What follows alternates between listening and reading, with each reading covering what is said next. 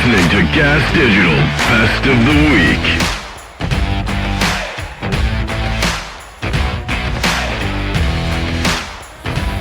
Could make you cry. That's when you want to make your Irish goodbye. A bit of self-confidence in our last episode. Well, let's get back to this because this. So then we have to go. I land in Fort Lauderdale. We got to drive to Key Largo. It's like a 2.5. It's like 2 hours actually, 2-hour drive. So we're like, this is great. We're here a little early. We can go get the car. Bada bing, bada boom, be done. So we rented. Here's another mistake I made. Rented from a company called Easy Rent. What is your problem? And it was anything but suck my dick, Easy Rent, because you'll be happy to know they don't have a website. yeah, it is. But it's like fucking GeoCities, you know what I mean? Oh my God, yeah, So- right. They have one fucking lemonade stand at the airport you happen to land in. Yeah, so we go to Fort Lauderdale, massive international airport. We go there. It's not even, we go to get on the shuttle bus. We get the shuttle bus to the other side of the airport where all the rent-a-cars on. We get out of it. By the way, that's not where our rental car is. That's where the rental cars that are an established business are. You know, they're there. The Dollar, the Hertz, the Economy, they're all there. No, we have to take a second bus to the old hangars. to an off-site location 10 minutes away. Oh my God. And we get there, it's like in like a plaza, like a strip mall almost. Like this guy named Judd's front yard. Yeah. He has 6 cars, 4 of them are on cinder blocks. It takes it took 20 minutes for the second shuttle bus to come. Sure. So now it's like we've already landed an hour ago, right? We get to this place. The whole shuttle bus, we were the last ones on the bus, so we had the worst seats, which were in the back, and then everybody got off the bus. You know how they run into the rental car because nobody wants to be last in line? You want to cut all the people. Wait, there were other people that were actually renting in from this van. company? Yeah, there was 7 people, and this is what's crazy because it was picked up in a passenger van. We have 7 people in front of us in this line, and we go, well, this is annoying because there's 2 people kind of working, just sitting behind the desk, like literally listening and then also kind of watching a basketball game out of the corner of their eye and then going back and doing this and working more. And so we go, there's 7 people. This shouldn't take so long, but it's probably going to be a few minutes, right? 45 minutes. 45 minutes of waiting in line, of it moving up 1 foot every. That's like what, one person every less than 10 minutes. But it was. I'm torn here, right? Because I wanna be your brother, Please. and I want to reach out and I want to give you empathy. Okay, but I can't, in good conscience, feel bad for you since you rented from what is it? Save Right? Easy Rent with an I. Easy Rent with an I. Yeah, the Y. Where's the I? Instead of a Y. EasyRent.com was probably taken, so they went Easy Rent. Easy Rent? Yeah. Oh, that's it. Maybe it's a Persian company. Easy Rent? So, but let me continue. So now we're about to be next, and one of the guys, oh my God, there it is. That website sucks. So one of the guys, it's better than I thought, though. Yeah. So there's 2 people, right? There's 2 people working. We're about to be next. The people in front of us finish. This second guy doesn't have anybody. He's about to look up to call us. I'm fucking running in place like Scooby-Doo. He walks away. Why wouldn't he? He walks away. I thought he was going to close his gate and put close. Yeah. Oh, if you think there was a gate. So, and here's the thing. We're just waiting in line. No one's apologizing for how long it's taking. No one's doing anything. And every single person before us, I'm noticing, is having an argument with them. The I is for imposition. Yeah, and inconvenience. Yeah. So it's been over an hour until it's another 15 minutes before the person in front of us they're arguing about something. So we're like, what the fuck? Come on, hurry. Now you start getting mad at the people that are in front of you in line. Be like, what is your business taking so long? You know, what are you doing? So over an hour. What was the type of people that you were seeing at an Easy Rent? Like, were you all kinds, all walks of life? Young white guys, middle-aged family, Hispanic families, like everybody, all the colors of the rainbow. I almost just assumed it was all like Floridian whites with like 3. No, nobody's from kids. there. That's the problem. Yeah. I don't know why I thought like locals rented. Right. Yeah. So over an hour goes by. We finally go up there, right? We get up to the front of the line. This guy, we go, surely nothing's going to happen with us because we have the reservation, right? So this is like the episode of Seinfeld, right? So I give them the reservation thing, and he goes, okay, you rented an economy car. And I go, yep, yeah, I got the economy. And he goes, okay, we don't have the car.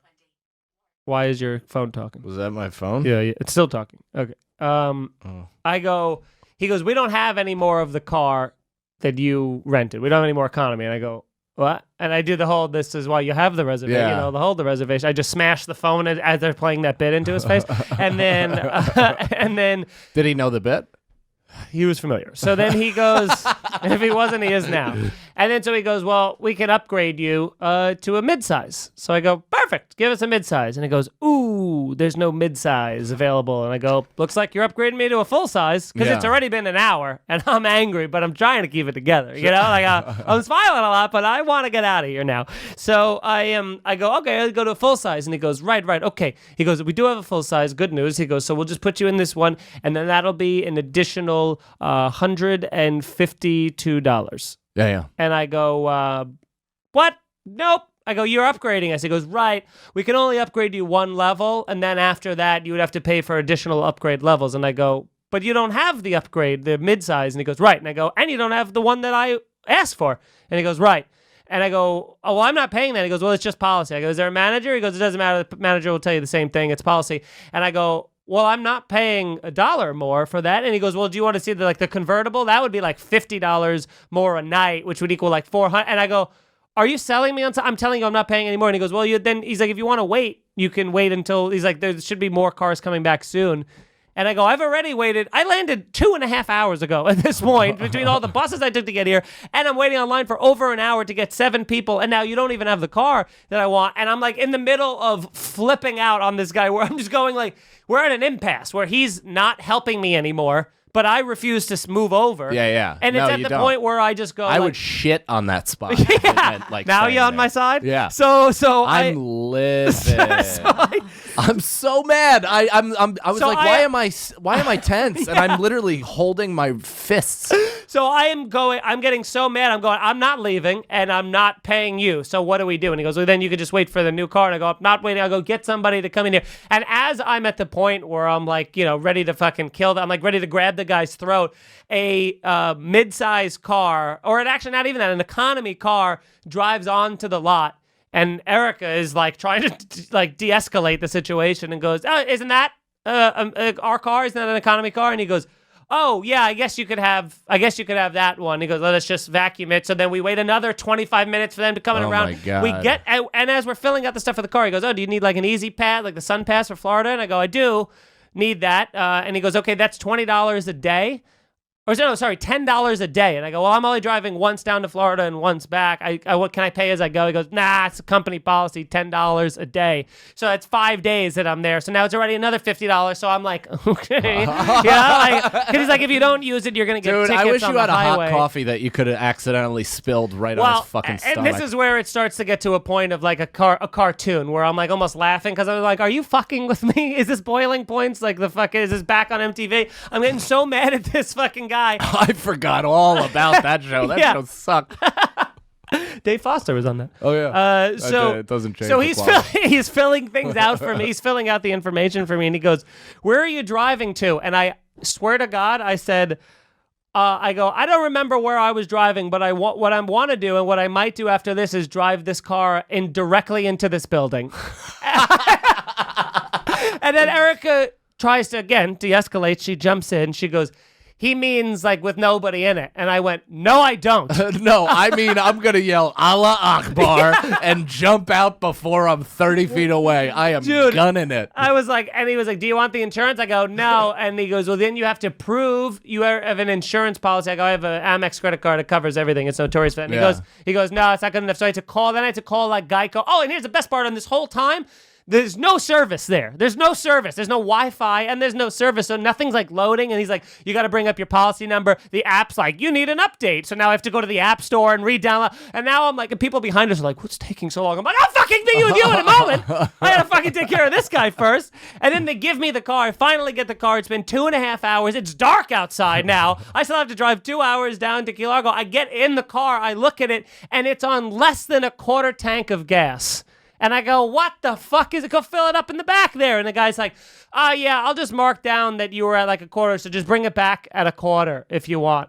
And then I had to go to a fucking gas station immediately off of there and fucking fill up the car before we drove. I drove 137 miles an hour to Key Largo. We got there in 36 minutes, and I hit every alligator on the road. I hope you fucking blew the transmission of that car. I would be fucking downshifting, slamming I slammed on the gas. brakes. I anti-lock braked. Oh my God. I would try to flip it into a parking space. I would be so fucking I planted angry. a series of like Mulva eggs that were in there. What up, motherfuckers?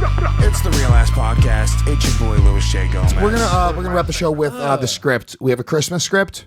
Shannon, Do I have to read Yes. anything? I hate reading. Oh, they're on the table. did you cast everybody already? Shit. So here's the thing. There's 12 different parts. So you guys, we have 1, Godfrey 2. here, so he can, I feel like, play We many. have we have 7 people. Oh, well, this is a black guy have to Yeah. work harder. That's not fair. Fucked up. He does the voices. Oh. Okay, so there's a narrator, Lewis, Harrington, Shannon, Nate, Ghost of Christmas Past, Ghost of Christmas Present, 8-year-old Lewis, Lewis's mom, Lewis's sister, Ian, and Zach. Jesus Christ. Jesus Christ. Shannon, can you just cast everyone real Do you quick? guys all have parts too? Well, yeah. you're gonna be Nate and Shannon. Yeah. I'll do Oh, the great. ghosts. You're Lewis and Nate, you want to be the narrator I could be as well? ghost. I'll be 8-year-old Lewis. I'll be Lewis. I'll do ghosts or some Godfrey will be the Ghost of Christmas Past, Present, and Future. yeah, past and present. And then we need Lewis's mom, Lewis's sister, and Ian. I'll be that. Which one? Ian. Oh, I was going to be all 3. I'll be Yeah. Ian. Can I not be anything? It'd be so funny if I wasn't. No, I you don't have think to Diego be knows how so to read. funny. He's like freaking the fuck out. Diego. No, Diego. I'm holding it sideways. Diego, you can't armbar the script. No, how about I skip this? Yeah, give me one. I don't care. Diego's in side control on this piece of paper. Diego can be Lewis's mom and Lewis's sister. Okay. Okay, be And my what is- mom and my sister. Okay. And I'm just Ian? Yep. And what is Zach? I'm me. Zach. I have one line. Zach. Godfrey's the ghost. And we're gonna come back next week and do this. No, we're doing this right now. And we're expected to be off book next You're week. Ian. You're my. No, be my sister. You be my mom. Sister. I'm sister. Your sister. You're my mom. You're Zach. Everyone's got their roles. Yes, sir. There we go. All right, here it is. Hold on. I need a script. I only have 4. Oh, Godfrey's Ooh, second. Yo, Godfrey's 2. Godfrey, you don't need one script per character. Who wrote this? A fan. Who wrote it? What's the fan's name? Someone wrote this. Yeah, fan send in What fan the fiction. fuck? Wow. Work harder at your real job. Okay. The Real Ass Podcast, hosted by Louis J. Gomez, presents Louis J. Gomez reading a Real Ass Christmas Carol starring Louis J. Gomez. All right. By who was this written by? Do we We're know? finding out right All right, now. well, we'll read it at the end. It's We'll tell fine. them at the end. Okay. Your sister's not in this. I don't see it anywhere. In the not-so-distant future, Louis J. Gomez rides an Uber anxiously down the New York City streets to the Gas Digital studio for a now 45-minute late Real Ass podcast on Christmas Eve. Louis J.'s further success in podcasting has Louis J. become more arrogant and neglect his family and friends. Louis J. has gotten 45 pounds heavier and wears even more obnoxious orange-tinted glasses that he also stole from his producer, Nate. The Uber stops in front of the Gas studio. Could you have taken a slower route, doggy? Fuck your tip. Lewis pulls his standard alpha move and leaves the Uber door open as he exits. Did it at the Christmas party. Despite being angry, the Uber driver rides off, fearing the rage from the Joan Jett of comedy. Lewis paces to the studio and sees a homeless Mike Harrington. Who's Harrington? Who's Harrington? I'll be him. Spare some change, Lewis. Here's your change. Merry Christmas. Lewis J. farts in Mike Harrington's face and steals the 7 cents from his change cup. Defeated, Mike Harrington gets up and walks around the corner and proceeds to suck off his usual male customers for food money. Lewis enters the podcast studio. Shannon, where are our guests? It's Christmas Eve, Lewis. They had to leave to go see their families. What? Fuck them. Nothing is more important than doing my podcast. We need to do at least one with Zach and I. I would, but the stream stopped while we were testing it out. Lewis J. begins to go off on a long rant, hurling various obscenities and racial slurs at Just don't know Shannon. how a script works. You'd write the words Yeah. of the long rant. He's very lazy. This guy's a fucking lazy bitch. While she rolls her eyes and watches his fat jiggle, Nate chimes in. Crikey! Spelt wrong, so... Cricky. Cricky! Nice one, dude. Very Cricky. clever. Once you get this stream fixed, we'll get Once you get this stream fixed, then we'll talk getting you that 1% raise I keep pretending to promise you. Cricky. Nate rides his pet. That's what it says. So funny. Nate rides his pet kangaroo back to the computer and fix the stream. I like that. I'm going to take a shit. Louis J. Why is there so much narration? Oh my God. I have the biggest role. Louis J enters the restroom and sits on the toilet playing Fortnite on his phone. Tired from the night before when Louis J consumed large amounts of cocaine and had gross sex, Louis J had with a woman who was clearly a 3, but Louis pretends she was actually a 7. Louis J falls asleep mid-shit. He's awoken later that night by a ghostly slap to his slightly above average penis. Okay, I have to admit I did write this. I told you, Zach, it was only one time. What? Never mind. Wake up, fag. It's the ghost of Christmas past. I've come to help you change your ways and other gay shit like that. Change my ways? I don't have to change shit. I'm the Joan Jett of comedy, the Ellis Mania champ. Yeah, shut the fuck up. Let's fly. The ghost of Christmas past grabs Lewis's penis and they both fly into the night sky. Where are you taking me? Hey, I'm taking you back to your childhood to show you at a time where you were more innocent and less of an asshole. The duo lands in front of a house on a Christmas morning. Louis J sees a younger version of himself, his mother and his sister. This is your 8-year-old self in one of your better Christmas mornings. Louis J watches his family gather around each other. Lewis's mum clearly nodding off from her recent heroin dose. Where are our presents? Oh, I hid them around the house. Go. Lewis's mum nods off. Mama's having one of her naps again. Let's go find the presents. Louis and his sister search for the clearly non-existent presents that was instead spent on heroin, but the fun they have searching for the presents makes up for the disappointment. That would be nice. Louis J ponders the memory and looks visibly sad. I must leave you now, but you will be visited by 2 more ghosts before this night is over, asshole. The ghost of Christmas past flies off as the ghost of Christmas present appears. Sup, my dude? I'm here to show you what your life is like now, bitch. The ghost of Christmas present grabs Louis J and they fly off on a penny board to Beatus's apartment. Beatus. That's who it is, Beatus. Beatus. Beatus watches as baby James open presents on Christmas Day. Where the hell am I? Yo, son, your arrogant behavior has caused you to neglect your son and instead host more podcasts to expand your influence and ego. Eventually, your family moved on and Beatrice got a new boyfriend. Louis groans as he expects to see Beatrice big-dicked black boyfriend, but instead Louis spots Ian Fidance behind Beatrice. Oh, it's making me angry. It's actually, your line is what? What? No, not that idiot. Yup. Ian is your now baby James' new dad. Louis struggles to contain his anger as Ian hugs baby James and watches him open presents. Once we're done, James, I explained to you why tranny sex is the best kind of sex. Louis screams into the night as baby James and Beatrice cheer as Ian pulls up a chart. No, Beatrice! The ghost of Christmas present comforts Louis as he cries. I'm sorry, Louis, but I must leave you now for the final ghost of the night. The ghost of Christmas the ghost of Christmas present flies off as everything goes black. What is going on? Anyone out there? A light in the short distance show the ghost of Christmas yet to come. A fog surrounds the ghost of Christmas yet to come, who is wearing a cloak. Louis J can clearly see the ghost is Ari Shafir, who for some reason is completely nude under the cloak. Louis J can see the ghost's semi-erect penis and gross Jewish nose and grin. A Jew. The ghost of Christmas yet to come points to a graveyard. Louis looks over to see Zach Amico and Shannon staring at a gravestone. I miss your very large penis and the gross but clearly consensual sex we used to have. I also miss the way you made fun of my weird titties. They are weird titties. Wish you were here, buddy. Mark Random has taken over all the podcasts on Gas Digital, making the downloads and views significantly dropped off. Zach Amico and Shannon leaves the graveyard as Louis J walks over the gravestone. The gravestone reads, Louis J. Gomez died as he lived a proud white man. White power. No! As he wakes up on the toilet in the Gas Digital studio, Louis quickly leaves the bathroom and see that only 10 minutes has passed. Louis sees Shannon and Nate and hugs Shannon. Louis, what's wrong? I'm just happy to see you. So have the rest of the day off for Christmas. Also, Shannon, I'm going to pay for your breast surgery to fix your gross, weird titties? Cricky. Yes, Nate. Not only will I give you a raise, but I'm going to increase it to 2%. I'm also going to stop stealing your look starting now.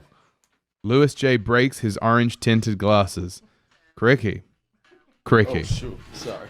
I have to leave now. I need to see my son. Louis J runs out of the studio and runs into Mike Harrington servicing one of his male customers. Louis J starts to throw money at Mike. Harrington, you can have all the change you want. You can even have a job as the Gas Digital janitor. Harrington, who still has a cock in his mouth, muffles in excitement. Louis runs down the New York City streets to Beatrice's apartment, where his son is staying. Louis J just happens to see Ian fight dance, and using his impressive MMA skills, drop kicks Ian right in the throat. Louis continues to run as Ian dies from the lack of air. Yes. Louis J reaches Beatrice's apartment and pounds on the door. Baby James just happens to open the door. Louis embraces his son. I love you, baby boy. I promise I'll always put you first. Louis J, now a changed man, continues to perform good deeds and truly embrace Christmas. The end. Oh, yeah. Merry Christmas. Merry Christmas, everyone. Merry Christmas, everyone. What a beautiful story. That was from Zach Smith. Zach Smith. Yeah.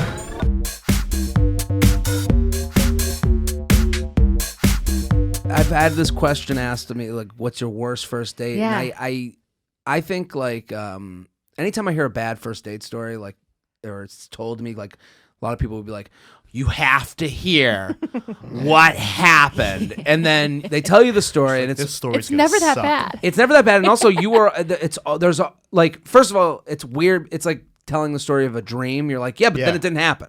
So, like, every bad first date story is like, it's either the person is like, you found a psycho, which, like, it doesn't live in normalcy, or you're a part of the problem. You know, like, a lot of times that's it. That's too. that's That's it a 99% lot of the bad. time, yeah. It's like you guys work together to make a shitty cake. You know, like, it's never like so.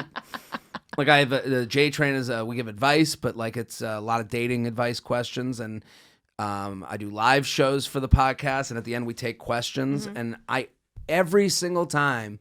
There's a woman, it's mostly a woman, will stand, because we have a big female audience, will stand up and go, I have the craziest story you've ever heard. And I'll go, we just did a show that, like, it was pretty good. People laughed the whole way through.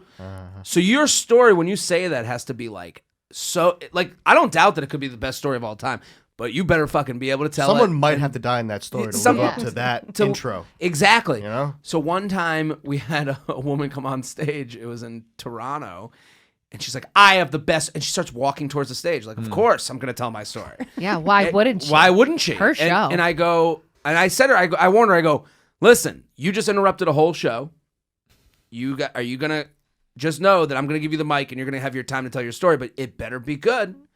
She starts, and then she goes, no, it's the best, it's crazy. I hate her and already. I know, and you can hear it. We put out the episode as a live. It's the other podcast I do, You Up podcast. It's a live You Up, and you can hear it how all kind of come together.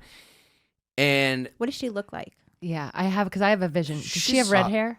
No, I'm picturing. I had a redhead. Blonde. She's fine looking. Like, everyone that comes is, very pretty. Like, they're all like a very certain type of woman that comes to the show, and they're very nice and pretty and get it and fun. But then you get to the end of the show, you're a little drunk, and she comes on stage and she's like, and I go, I'm gonna give you the mic. Like, I warned her like 4 different times, and then she goes, hey, oh no. Never mind. And stop. No. And I go, no. You took over the show. You tell your story. And like, I'm not letting this happen. Like, we need a lesson to be told. And she goes, oh, right, you're so funny. You're the comedian. Like, giving me shit. Yeah. Because it's like, now throw me under the bus. Because I'm like, I'm not trying to say I'm funnier than your story. Your story might be the best I've ever fucking heard. Good stories are not only made for comedians. Telling a good story would be helpful. Yeah. But what I notice is, like, you have this moment where you start in on a story, and especially when I hear them about dating, I'm always like, well, you didn't do this. You didn't do this, and you can. It's tough because you don't want to blame the person who feels badly about what happened, but there's also this thing of, like, well, you got to live and learn from these stories. You can't, like, the person who's like, I have to write a blog, I have to tell my story, and it's like, yeah, but you're in every story, so the only constant is you just keep finding every crazy in New York. Like, I have bad. You know, like I'm sure someone's gone on a date with me and been like, that fucking sucked. Oh yeah, absolutely. I mean, not saying oh yeah because Yeah, of you. I'm just saying for me, I'm actually just Yeah. remembering a date that I took a guy on that was pretty bad. Yeah, and it Yeah. happens. And Yeah. and I'm like, we didn't connect. Like, I'm sure we both had something to do with that. But like, there's never been a point like where like some girl came on the date and just started crying about, you know, not getting married and not having a baby yet. And, Yeah, you know, like, it's never like what you that. see on TV, the bad dates when it's like somebody that's just like hammered and like crying about babies. I or just something. never trust the person with lots of bad date stories. I'm always like, all right, what happened? Like, I want to know where we can help you, because also it's like you can't fix someone else's crazy. So like, you know, let's take a look. You know, That's fucking smart. I try to. So you've never had Like, I've had bad experience. Like, one time but also I was a part of it. I remember I showed up late to a date. I think she was annoyed. And then we went and got a drink. I didn't really have a place chosen. Women hate when you don't have a plan. Like, if you have a plan, you're basically 50% of the way there. Like, if you plan a date, you've done it. You've already had a good date. Yeah. But if Just you making the plans. Yeah, just making Oh, the yeah. plan alone. If you just say to if you're out there and you're like, how do I have a good date? And you go, hey, I picked up the bar Thursday night at 8. Can't wait to meet you.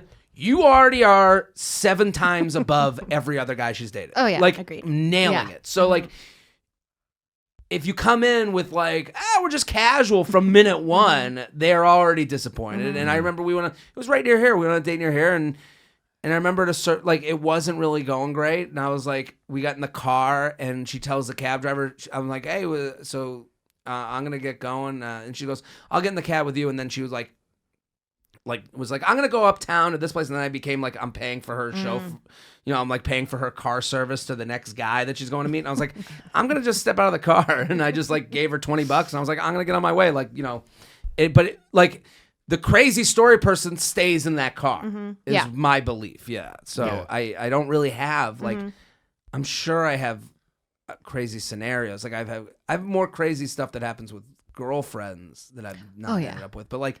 Or That's when you're because comfortable with someone. Yeah, this is my. That's when you can problem. really be. Yeah, crazy. that's when you really show That's it. when the crazy develops. Yeah. Yeah. What was the bad date that you contributed to? It was and this poor guy, and I remember seeing him again in life and being like, sorry. I did this thing. So I was a theater major in college, so it was very dramatic and very pretentious. And I was living in Brentwood, California, and there was like this coffee bean on the corner that like there was always like celebrities in. And I remember one time this was like before dating apps and all that stuff, early 2000s or something. And I was like, I'm gonna go to the coffee shop and just like see what happens. So I like sat outside and like read a play, like a fucking piece of shit. And within 2 pages in, there was a guy, and we started chatting, and we ended up just chatting for like an hour or something like that. And then so we had set up a date, and I got so nervous about the date because I didn't really date a lot. Like, again, like it was a theater major, so we all just fucked each other, you know, like it was just, there was never any surprises, any new people. And I got so nervous that I made my roommate come on the date with us, and then I made him see the Santa Claus. Wow. The Santa Claus. Tim Allen. Romantic. Yeah, with my friend. It's a fun movie, at least. Tough to move to the bedroom from there, though. Chaperone Santa Claus. I know. And then Wow. I used to see him later in life because I also accidentally did Landmark for him a bit, which is a cult, I think. And he was part of that too. So I remember being like, oh, guess I'm not in these classes anymore. See you later. It's funny, after the date, you're like, Oh, and we're in the same clause, cult? like a clause in a contract. Get it? There's no Like from You the get cult. it? Yeah. Right? When you rattled by that Puerto Rican snake, they natural born killers, legion of skanks. I know, Jay. Relax, okay? Let me tell you what happened. My son told his mother today that he no longer believes in Santa Claus. Wow. It's a weird subject to bring up after there was a Hitler chant 30 seconds ago, but all right. We'll dig into this. But he told his mother that he does believe in Hitler. Aww. Well, the work of Hitler. He no longer believes in Santa How Claus. shitty are the presents you're getting him that he doesn't believe in Santa Claus? He's like, Santa wouldn't get me this ice cube tray. yeah. That had to be my father. Why does Santa get me CBD samples all the time? I don't want this Blue Chew. Santa's not real. Shaquille O'Neal Reeboks. from Right. Payless. Yeah. Joe, Santa can get you 30% off with code LOS 30. Right. You know how cool Santa is? He has a promo code. Yeah. Hey, James, have you ever tried Kratom? Yeah. Wow. He has. Yeah. You know. So he told his mom today that he didn't believe in Santa because, and then he told her because I showed him the movie The Santa Claus, And that was the reason. I guess that was the movie that triggered his I disbelief. thought it was going to be his new black stepfather was like, man, that shit ain't real. Grow the fuck up, boy. Black man gonna take credit for his gifts. So no, what happened was Ain't no goofy ass white motherfucker come down on a chimney.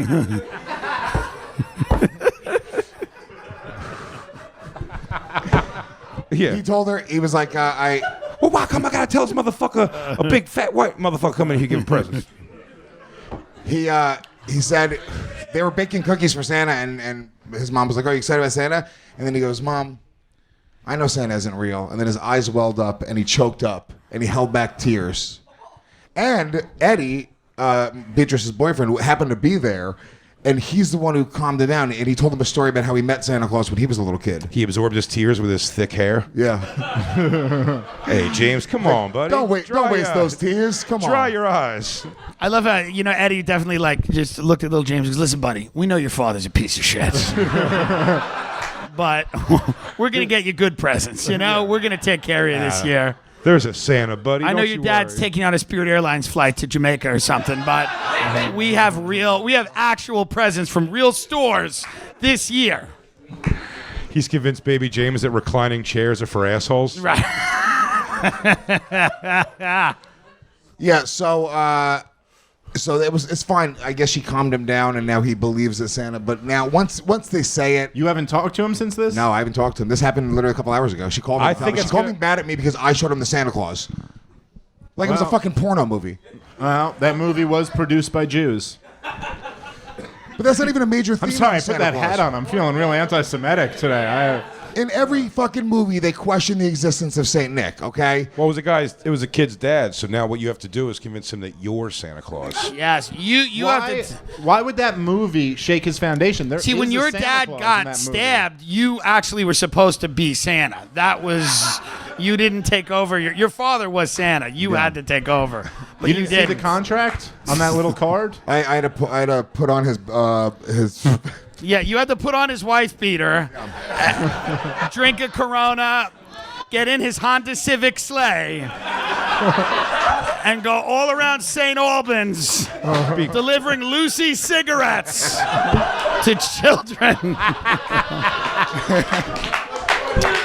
What do you want? I got Santa. What do you want? I got Newport Heavies and Parliaments.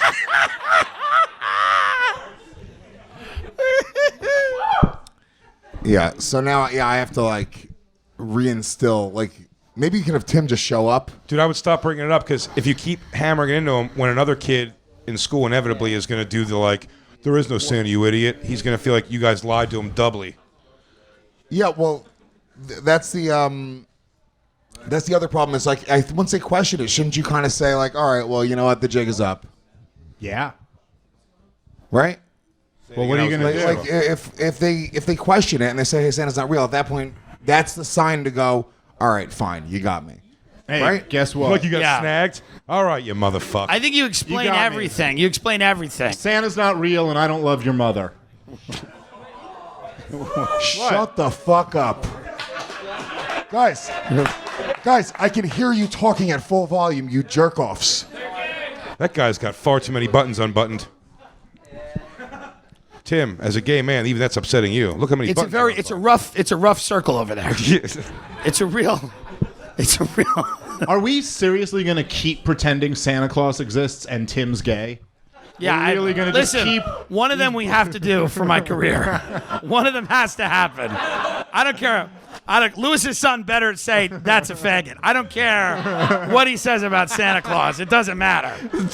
But I gotta have a job. James held back tears when he told Beatrice. Did you? So know what? I don't think Tim's gay. He's like, I think everything's a lie. And were you and Dad ever married? Uncle Tim's. He likes women.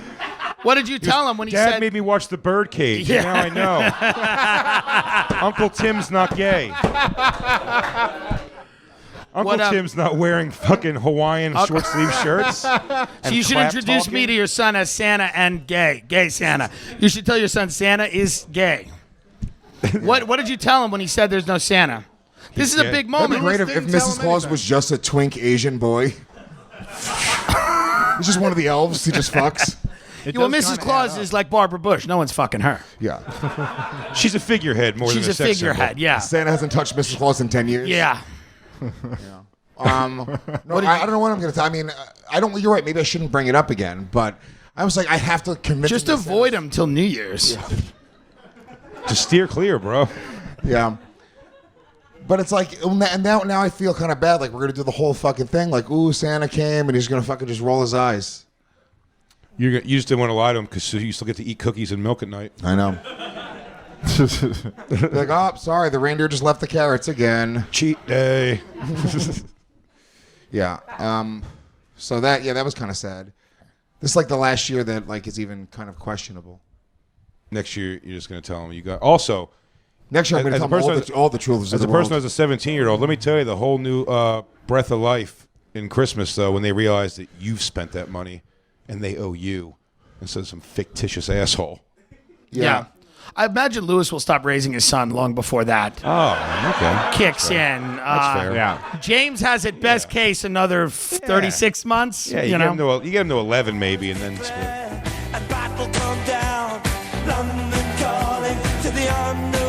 So late to bed, I take some melatonin, right? And melatonin has been known to give people bad dreams. But throughout the last 10 years, or as long as I've been with Rebecca, I suffer from night terrors. I occasionally sleepwalk here and there, right? And they've developed now and again to night terrors. Sometimes I've picked Rebecca up in the middle of the night and thrown her into the wall. And she's woke up crumpled on the floor saying, "What the fuck are you doing?"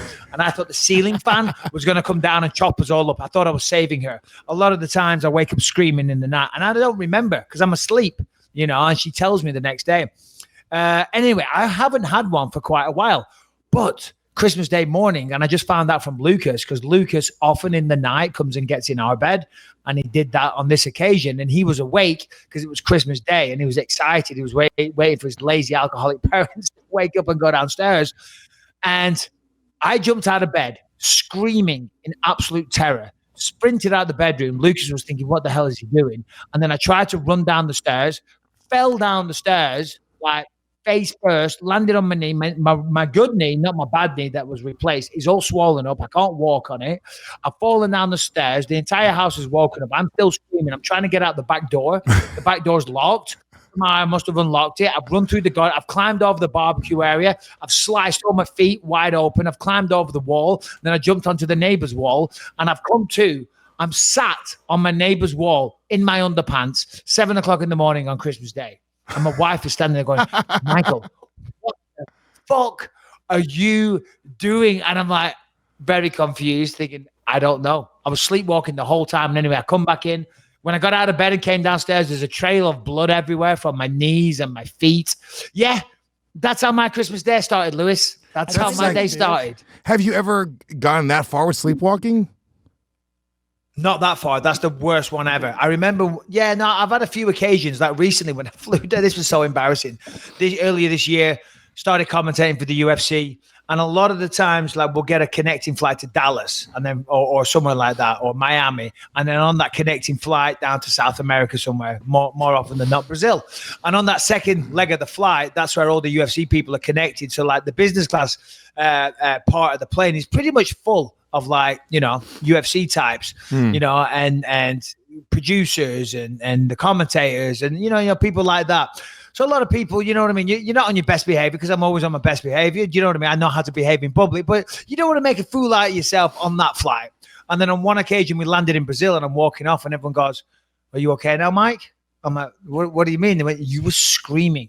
When everyone was asleep in the middle of the night, you were on your feet in the aisle screaming your head off." I'm like, "No, I wasn't. Shut the fuck up." And everyone came over. They're like, "Yeah, you were, Mike. You were screaming." And the stewardesses had to come over and like, "Are you okay?" They said, "You were clearly sleepwalking. You were sleepwalking, then you went back to sleep." And then that was that. So yeah, but anyway, Christmas Day, it was a fucking bad one, Lewis. It was very embarrassing because Rebecca's brother and their entire family are all here. And they're like, "What is going on with this guy? He's out of his mind on a neighbor's fence in his underpants at 7 o'clock in the morning." It's not the best. It's not the best start to a day. Yeah, that's crazy, dude. I've never experienced that at all. Anything like that. I mean, there's nothing that I do in my sleep. I've never had I've never had like any sort of crazy dream where I've gotten out of bed. I've never had a wet dream. You hear that about kids? Like I've never gotten like. It never gets that I don't even remember ever having a dream where I really truly thought it was real. I did have a weird dream with Brian. I had a dream that me and Brian were gonna have gay sex and Harrington was in the bed with us. We didn't have gay sex. I swear to God, this happened. Maybe as I'm talking about it, as I was just talking about dreams. Hold on. When you say dream, it was a dream-like state. It was a daydream. You were very you were inebriated. You were intoxicated. You'd taken a massive bong hit. You had those squiggly things in this corner of your eye. You didn't know what was going on. Listen, it's fine. Next thing you know, you're in bed. It's Brian. It's Harrington. You're like, listen, Mike cancelled the show on Monday because he hasn't got good vision. Well, guess what? My vision is 2020 right now, boys, and you've never looked so good. So fuck it. It's 2019, about to be 2020. Let's fucking put the let's start recording this and see where it ends up.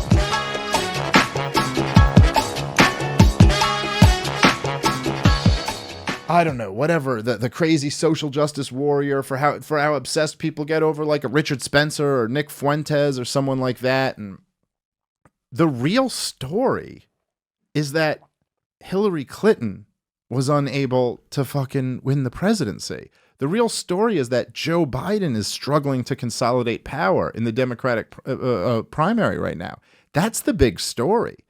The big story is not that everybody's spinning out of control. It's that the elite are having a tougher and tougher time ruling. That's what's really going on. And then everybody's spinning out in response to this because it's just like in the same sense, like in a different way, but the same dynamic where you kind of like, you know, you overthrow Saddam Hussein and all of a sudden Iraq is a fucking nightmare. Well, I mean, it's the same country it was, you know, I mean, okay, minus the bombs and all that, but forget about that for a second. All of these factions existed. It's like Sunnis and Shiites and Kurds. They were all there. That's a lot scarier than the zoo, let me tell you. It's like, but they were all there. You know, it's like this fucking Sunni minority was you know, holding down this Shiite majority. All those dynamics were there. It was just this one guy at the top had power, and he was stabilizing to some degree the whole situation. And you take that away, and all of a sudden, all the warring factions go fucking nuts. And now, you know, a bunch of these Sunnis are like joining the like fucking Al-Qaeda insurgency and like all this other shit. And you're like, whoa, that guy was never doing that before. And, you know, it's like, and it's almost like what's happening now in America is that the ruling class is losing their grip on power, and a lot of other people are just spinning out of control and going in these crazy directions. And it's easy to point at all the people spinning out of control and be like, oh, this guy's crazy or that guy's crazy, or look how ridiculous this argument is or that argument is. But the real craziness is the power itself. The real story is that these guys are losing power. Now, it's not Saddam. They haven't been like toppled by a foreign government, but it does seem it like, so like what I was thinking about recently is I was thinking a lot about the fact that, you know, the Iowa primary is February 3rd. It's almost January. We're a month, less than a month and a week out from the first primary. And then the New Hampshire primary, that's a week after that. Like, this thing is going to get moving real soon. And I kind of thought that by now the primary would have shaken out a little bit more, but it really hasn't. It really hasn't. I mean, you know, when do most of them will drop? Like after the third state, whoever didn't get one in all three, or was way beat. Well, it depends on what your campaign is, which is always like how what's did weird in Kasich these hang things. around so long? Well, the Kasich had I money. mean, it's I mean, part of it's the ability to raise money. I mean, I think like, you know, I think that Kasich was. This is just my conspiracy speculation. Yeah. But I think that establishment forces were keeping Kasich in the race to deny Trump Ohio. So he was there because that was his home state, and that was the only state that he won. But they wanted to keep him in case Rubio could keep it close, at least deny Trump a big victory there and get. But by the time it got there, it was didn't matter. It was all over. But there, it's like. I'm surprised that Joe Biden didn't tank already. Joe Biden proved to be more resilient than I thought he would be. But I really don't think, too much of that is actually the strength of Joe Biden. It's just that nobody else was able to rise up as a legitimate alternative. Nobody else could step in and say, okay, it doesn't have to be Joe Biden. It could be me. Like, I'll be the guy. The closest they got to it was Mayor Pete. And it's just, there's just a lot of problems with that guy. It's a lot of problems. It's just a short gay dude who's, the mayor of the fourth biggest town in Indiana. It's tough. It's a tough sell. He's also, said some crazy shit. I mean, he said at the last debate that everyone who was everyone who is separated from their family should get reparations. He's talking about reparations for illegal aliens, and you're just like, all right, you want to run on that? Go ahead, go run on that. We'll see where the American people are. You can say anybody's racist if they don't want to give reparations to illegal aliens, but I think you're going to find a lot of people in this country are going to be like, well, they weren't even supposed to be here in the first place. Why do I need to give reparations to them? Doesn't exactly seem right. But so here's the thing. Here's how I see it, right? Honestly, who I've been thinking about the most has been Bernie Sanders. That's the guy I've really been thinking about a lot over the last couple days. And part of it was there was this Politico article. Here was the title? I had it pulled up on my phone. But there was a Politico argument, and the title, a Politico article, and the title was Democratic Insiders, Bernie Sanders could win the nomination.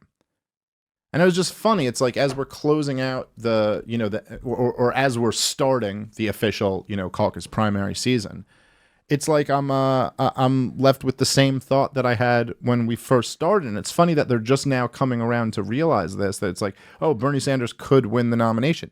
Yeah, Bernie Sanders could. He could win the nomination. The question that is like, why isn't he? Like, why isn't he doing it? Bernie Sanders, he basically survived he's survived the media scrutiny, the kind of like, how do you pay for this questions that he was going to get at every debate. And, listen, I'm not defending Bernie Sanders. He doesn't have an answer to how you're going to pay for this. And Bernie Sanders is dangerous in a lot of ways. I'm not really rooting for the guy. Or I'm not rooting for the guy at all. But he is in a lot of ways the most interesting person in politics. Now, of course, when I say most interesting, obviously I think Tulsi Gabbard is more interesting. I think Jacob Hornberger is way more interesting. But I just mean in the sense that he is sitting right now in a position where he could do this. He could do this. Bernie Sanders is in a virtual tie. He's within the statistical margin of error for being in first place in Iowa. And he's in first place in New Hampshire. He goes and wins those two. I mean, that's it. So this is how things change real quick, right? So the Mayor Pete is basically tied for first place in Iowa and basically tied for first place. It's basically tied between him and Bernie in Iowa and New Hampshire. And then South Carolina, Joe Biden's out in first by a long shot. Joe Biden is winning South Carolina. There's almost no doubt about that.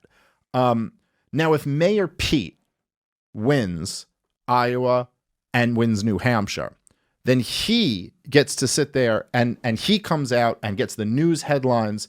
The first caucus, the first primary, he won both of them. It is now him or Joe Biden for who controls that lane. He's competing with Joe Biden. He's almost got like a one-on-one with Joe Biden for who wins that lane. And then it's a toss-up between Elizabeth Warren and Bernie Sanders for who has the left progressive lane. Okay? If Mayor Pete loses both of those, and doesn't he even get a second place? Like if he comes in third or something like that in those, I think he has to drop out of the race. What are the numbers if I would think between Elizabeth and Bernie, one of them needs to drop early so that they can kind of consolidate the base between the two of them? Well, here's the thing is that Elizabeth Warren isn't interested in helping Bernie Sanders get her base. I mean, don't forget Elizabeth Warren was somebody. Elizabeth Warren isn't the real deal when it comes to that democratic socialist stuff. That's why, by the way, Bernie Sanders supporters are really hesitant to get on board with Elizabeth Warren. I think, personally, my guess is that Elizabeth Warren supporters will flood to Bernie if Elizabeth Warren falls out. So if he can knock her out, then he takes all of that. And what's interesting about the race right now is that while Joe Biden does lead nationally, Bernie Sanders plus Elizabeth Warren, it goes Biden, Sanders, Warren, but Warren and Biden, Bernie and Warren together are more than Joe Biden. So if Bernie can knock Elizabeth Warren out of the race, I think he becomes the new front runner. He's got a real issue with black support. That's his biggest obstacle in the road right now. But if Bernie Sanders, who's also tied for first, if Bernie Sanders comes out and wins Iowa and New Hampshire, I think that knocks Warren out of the race. And then you could potentially see people really flooding to Bernie Sanders. Because once she gets out of the way, he's the progressive guy in town. And if Bernie Sanders can get a one-on-one with Joe Biden, that's a really, really winnable race for Bernie Sanders. He's got so much wind at his back at that point. But there's a weird thing about Bernie Sanders, and this is what I started this campaign season talking about. I'm not sure he's actually running for president.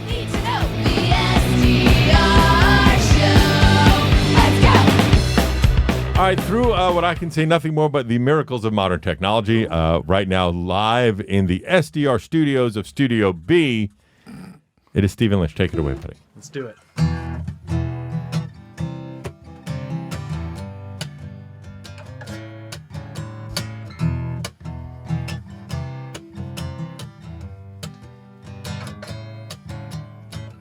Guess what would be peachy keen? A time machine. Yeah, it's got me thinking. Imagine all you could do with it, like killing baby Hitler or save the world from sinking. That's great. But wait, I've got other ideas if you know what I mean. So hop in. Let's begin. I'ma fuck shit up with this time machine.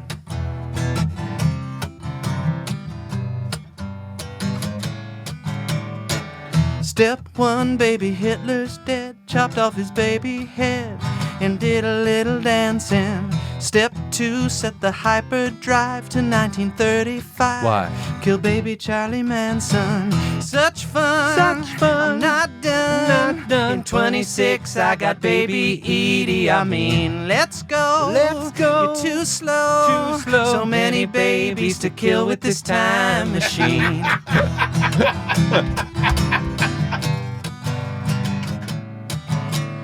Baby Harvey Weinstein in 52, nothing could save you from the bullet that your face took. In 84, I don't give a fuck, I'm killing baby Zuck to save the world from Facebook. I'm psyched, 'cause I spiked baby Cosby's bottle with strychnine. Then shot Pol Pot, but I got there late, so he died as a teen. And the guy who invented the leaf blower, I'm gonna do that one slow. And the one I cannot mention 'cause of the Secret Service, but I think you all know. Baby Timothy McVeigh, boom, I'll get him in the womb before he does his first crime. Up last, baby Robert E. Lee, if he's dead, you see, the South can't rise the first time. Now I'm done. We had fun. And got some terrible babies off of the scene. Disagree. Then you're free to go kill baby me with your time machine. Wow. Brilliant. Thank you. I think, based on that song, you just want to kill baby. Fill her up. You're listening to the Gas Digital Network.